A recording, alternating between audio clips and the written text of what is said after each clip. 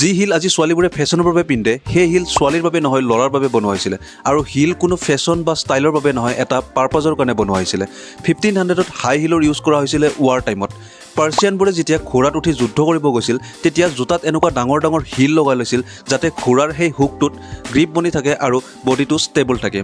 so hill এটা war time grip technology আছে তাৰপাছত 1599ত যেতিয়া পাৰ্চিয়ান চাহ এম্বেচিয়াৰজনে ইউৰোপত গৈছিল ইউৰোপৰ সেই হাই ক্লাছ মানুহবোৰে হিল বুটযোৰ নটিচ কৰিছিল আৰু তেওঁলোকৰ ভাল লাগিছিল আৰু তেওঁলোকে ভাবিছিল যে হিলযোৰ হাইট ষ্টেটাছ আৰু মেস্কুলাৰিটিৰ এটা চিম্বল হয় আৰু তাৰপাছত সেই হাই ক্লাছ ইউৰোপিয়ানবিলাকেও হিল বুট পিন্ধিব ল'লে আৰু তাত ডিফাৰেণ্ট ডিজাইন কৰি ল'লে সো এইখিনিলৈকে ফিমেলৰ তাত কোনো ইনভলভমেণ্ট নাছিল বাট বহুত বছৰৰ পিছত 1700ত ফিমেলবোৰেও বুট পিন্ধিব ল'লে কাৰণ তেওঁলোকেও নিজৰ আউটফিটত সেই হাই ক্লাছ ষ্টেটাছ আৰু মেস্কুলাৰিটি চিম্বলটো শ্ব' কৰিব খুজিছিল